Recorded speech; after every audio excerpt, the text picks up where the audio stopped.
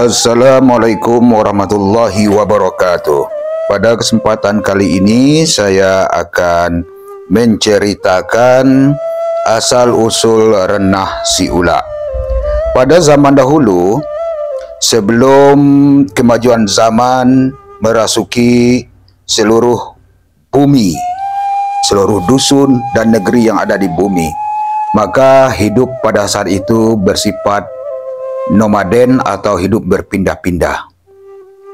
Pada suatu saat ketika manusia telah mengenal alat pertanian, baik itu terbuat dari batu ataupun perunggu, ada sekelompok manusia di dusun yang terpencil di alam kerinci ini yang hidup dalam kesengsaraan.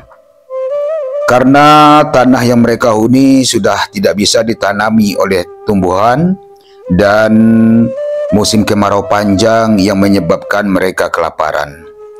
Jadi beberapa penduduk pada saat itu terdiri dari beberapa buah rumah duduk berunding ataupun bermusyawarah tentang bagaimana nasib mereka ke depannya. Baiklah, sebelum terlambat, mari kita urak silo, ayunkan tangan dan langkahkan kaki. Kita tinggalkan dusun ini. Artinya mereka sepakat untuk meninggalkan tanah kelahiran mereka. Jadi sebelum berpindah, maka diutuslah 2 orang untuk mengembara mencari tanah sugih, tanah pilih, yaitu tanah yang menjanjikan, tanah yang dapat ditanami tumbuh-tumbuhan dan menghasilkan makanan untuk mereka. Diutuslah 2 orang, yang seorang orang tua sebagai pawang yang bisa berinteraksi dengan makhluk gaib agar nantinya ketika menemukan lahan bisa bertanya dan meminta petunjuk kepada arwah leluhur ataupun makhluk gaib jika itu tanah sugih dan ataupun tanah pilih. Lalu yang seorang merupakan pemuda yang kuat dan tangkas di kelompok mereka sebagai pengawal sang pawang tersebut. Mereka berjalan dengan tergesa-gesa. Waktu itu hutan sangatlah lebat, kabut senantiasa menyelimuti pepohonan dan alam sekitar.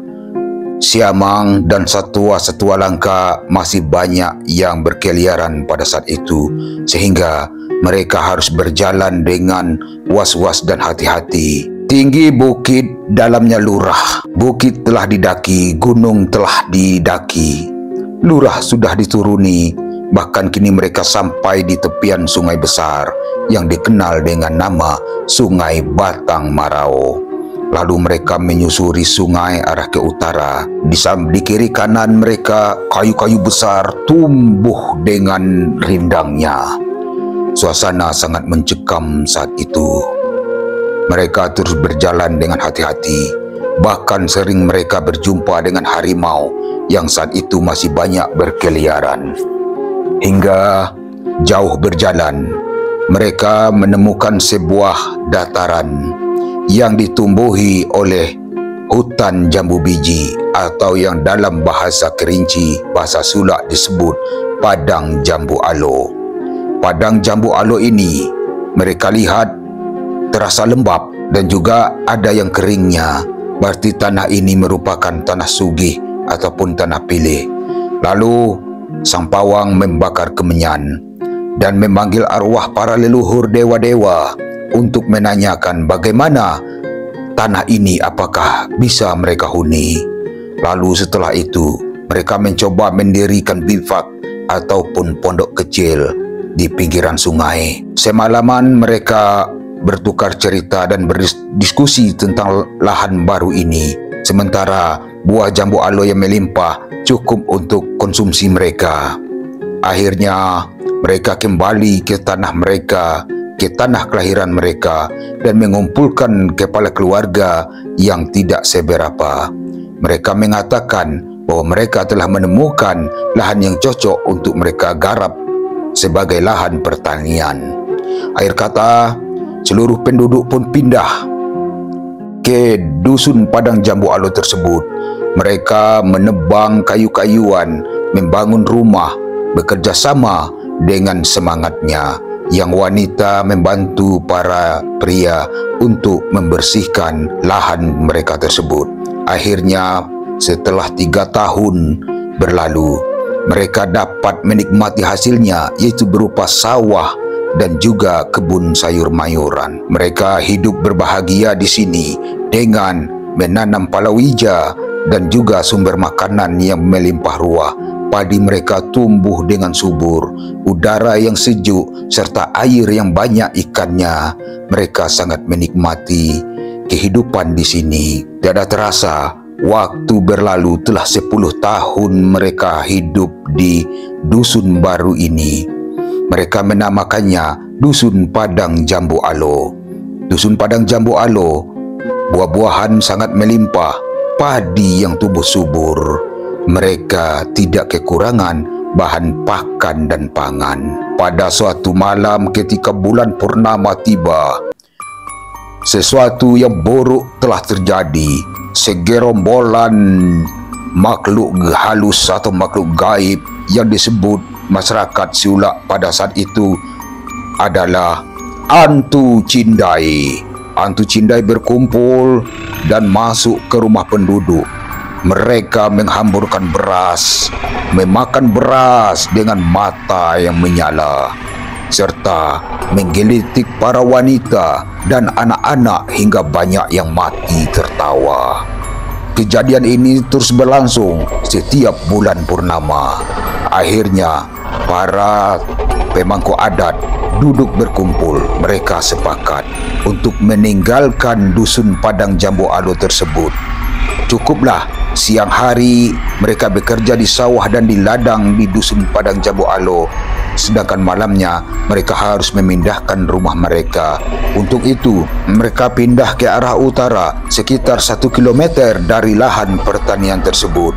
Mereka meminta sang pawang untuk memanggil arwah leluhur, menanyakan apakah di sini pantas dan bagus untuk dibikin hunian. Akhirnya mereka membabat hutan lebat waktu itu dan mendirikan perkampungan ataupun dusun yang baru. Dusun tersebut disebut dengan Ciulak. Ci yang berarti sungai, Ulak yang berarti hulu. Artinya Ciulak merupakan dusun atau kampung di hulu sungai atau di hulu air. Hingga saat ini kata Ciulak berubah menjadi Siulak menurut logat biasa masyarakat. Di dusun baru tersebut mereka membangun kampung baru, rumah-rumah baru dan membangun rumah adat yang disebut dengan Omah Gedang Pasusun. Akhirnya Omah Gedang yang atapnya terbuat dari ijuk, dindingnya dari papan, mereka gunakan sebagai tempat musyawarah dan juga tempat memutuskan suatu persoalan di tengah masyarakat. Oleh karena itu, waktu itu mereka dipimpin oleh seorang penatua yang bernama Singadotuo. Akhir kata, setelah beberapa lama ketika Islam masuk ke ranah Siulak, sekitaran abad 14 atau abad 16, Dusun Padang Jambu Alo atau Dusun Ciulak ini dipimpin oleh Depati yang bertiga orang. Yang pertama Depati Intan yang menjaga dan mengayun arahkan anak buah anak kemenakannya membentuk dusun di Siulak Mukai. Kemudian Rajo Simpan Bumi mengajun mengarahkan anak buah anak kemenakannya di wilayah Siulak Gedang serta turunannya. Dan yang terakhir Depati Mangkubumi mengajun mengarahkan anak buah anak kemenakannya di desa ataupun luhah Siulak Panjang. Hingga saat ini penduduk Siulak terbentang dari mulai perbatasan Siulak Semurup yaitu di desa Telagu Biru sampai ke Letterwe di Kayuaro sana. Itulah asal-usul Siulak menurut legenda yang beredar di tengah masyarakat serta cerita tutur dari orang tua-tua.